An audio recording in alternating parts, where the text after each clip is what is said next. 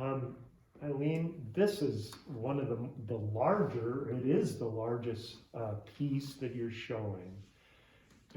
It's incredibly vibrant, but it also appears to be the single or primary example of that torn paper look that you discussed as I was interviewing you. So can you sort of walk us through this technique? Because of all the pieces, this does seem the most tactile as well. This piece incorporates a lot of different surface design techniques. The foliage is created with painted cheesecloth and tulle. The edges are painted. All the elements have multiple pieces that overlap that make them rise and go down individually. Even the purple part here that is really a more of a sub element to this. It's heavily appliqued with a lot of different fabrics.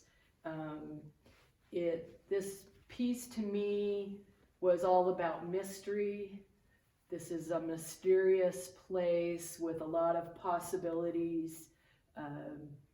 What I tried to convey with the size of it and the scope of it is depth and the vastness of the cave, looking up into the sky and seeing the sky out the hole. It's rocky, it's created with paint and tulle up here.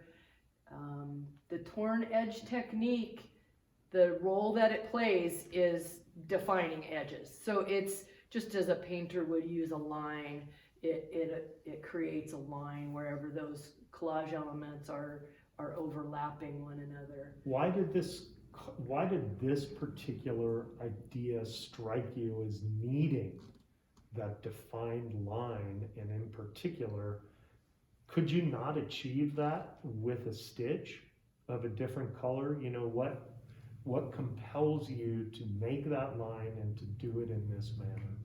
I think one of the elements is that the paint that I use is a dimensional paint, and it's raised, so it has texture that stitch does not. Stitch tends to push things down, whereas the paint raises it up, and so it stands up and away rather than being pushed down further into the fabric. When you're quilting the background, obviously depending on the color of the thread you use, it makes a difference, but when you're quilting into the background, the more you quilt, the more it recedes. And this brings up the edge rather than making it recede. I see, and so then is this the type of piece that is leading you towards the three-dimensionality that you spoke of earlier? Definitely the painted edge technique that I use and the use of thick interfacing to help elements rise up is a big part of the 3D work that I'm doing right now. Partly because that interfacing also gives stiffness, and it's amazing how stiff an art quilt can be in reality, and yet it doesn't look stiff, it looks soft. Oh, I love that. So you're really playing with the feel and the texture, etc. That's part of where the stitch comes in. So you can see in these elements up here, they have a lot of stitch on them, and the rising and falling of the puckering that happens naturally when you stitch through layers, that texture that it gives it is part of what makes it look like the rocky ceiling. This is also a good example of me and my color palette. I absolutely don't feel compelled to use realistic colors at all.